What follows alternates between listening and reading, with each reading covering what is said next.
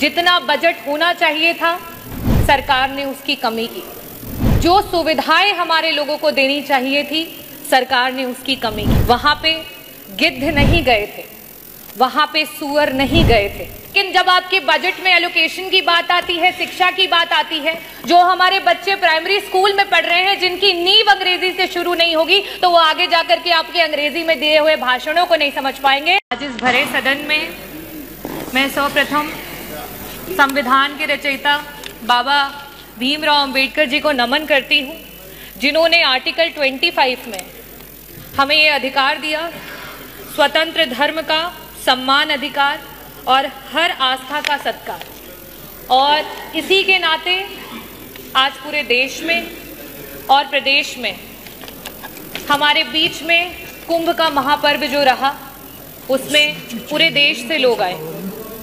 मैं सभी लोगों का जो आए उनका स्वागत करती हूँ। यहाँ कई प्रकार की चर्चाएं हुई और बहुत सारे शब्दों का प्रयोग किया गया। ये जो लोग विभिन्न प्रदेशों से और यहाँ तक कि विश्व के कोने कोने से आए, वो किसी राजनीति से प्रेरित होकर के नहीं आए, वो आस्था से, धर्म से और अपने देश, अपनी मातृभूमि से जुड़े हुए हैं, इसलिए वो यहाँ पर आए। महाकुंभ के आयोजन में जितना बजट होना चाहिए था सरकार ने उसकी कमी की। महाकुंभ में जो सुविधाएं हमारे लोगों को देनी चाहिए थी सरकार ने उसकी कमी की। वहां पे गिद्ध नहीं गए थे, वहां पे सुअर नहीं गए थे, वहां पे इस देश में आस्था रखने वाले, इस देश को लोकतांत्रिक समझने वाले, इस देश में भाईचारे को आगे लेकर के जाने वाले लोग वहां पे पहुंचे थे। मैं इस सदन में आज बहुत सारी चर्चाएं हुई, बहुत सारी बातें कही गई। बजट की जबकि चर्चा होती है तो बजट में किस तरीके से डिवीजन होता है उसकी बात होती है। अभी सत्र में कुछ दिन पहले बात हुई कि अंग्रेजी में विधायकगण अपने भाषण दे सकते हैं, लेकिन जब आपके बजट में एलोकेशन की बात आती है, शिक्षा की बात आती है, जो हमारे बच्चे प्राइमरी स्कूल में पढ़ रहे हैं जिनकी नींव अंग्रेजी से शुरू नहीं होगी तो वो आगे जाकर के आपके अंग्रेजी में दिए हुए भाषणों को नहीं समझ पाएंगे। लेकिन आप क्या काम कर रहे हैं? जहां 15% कहीं आपकी सरकार बजट दे रही थी, आज शिक्षा में वो बजट गिरा करके 13% पे आ चुका है। ये स्थिति है।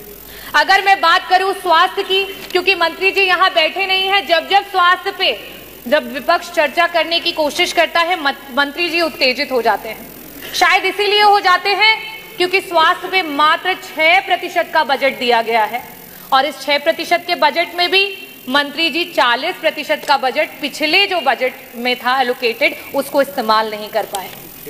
अगर हम बात करें ग्रामीण अंचल की, जो उत्तर प्रदेश की 60-70% की आबादी है, अगर हम उसमें बजट के एलोकेशन की बात करें तो मात्र 4% का बजट है, जो 8 करोड़ 8 लाख की आप बात करते हैं, 8 लाख करोड़ की बात, 8 लाख 8 हजार करोड़ की बात करते हैं, उसमें मात्र 4% का बजट दिया गया है। और सबसे बड़ी नाइंसाफी अगर इस सरकार में कोई झेल रहा है तो वो हमारा किसान है। पूरे देश का एवरेज औसत अगर निकाल लिया जाए तो बाकी प्रदेशों में जहां किसानों को 6% का बजट मिल रहा है, वहां उत्तर प्रदेश की सरकार में मात्र 3% का बजट है जो हमारे किसानों को दिया जा रहा है। और सबसे आखिरी में और सबसे जरूरी बात, अभी हमारी माननीय सदस्य बार बार पीडीए की बात कर रही थी, तो सदस्य आप भी और यहाँ सम्मानित सदस्यगण में आपको सभी को बताना चाहूंगी कि जहां पूरे देश में 3% का बजट विभिन्न प्रदेशों में, चाहे वो आपका दलित समाज हो, वनवासी समाज हो और अल्पसंख्यक समाज हो, उसको दिया जाता है, वहीं उत्तर प्रदेश में मात्र 1% का बजट दिया जाता है। और उस 1% के बजट में भी आपका 30% का बजट ऐसा धरा का धरा ही रह जाता है, विभाग उसको इस्तेमाल ही नहीं कर पाता है। हम इतने बड़े बड़े बजट की बात कर रहे हैं, मैं आंकड़े रखना चाहूंगी। शिक्षा विभाग में वर्तमान में 14% का बजट जो है वो शेष रह गया, इस्तेमाल नहीं कर पाए।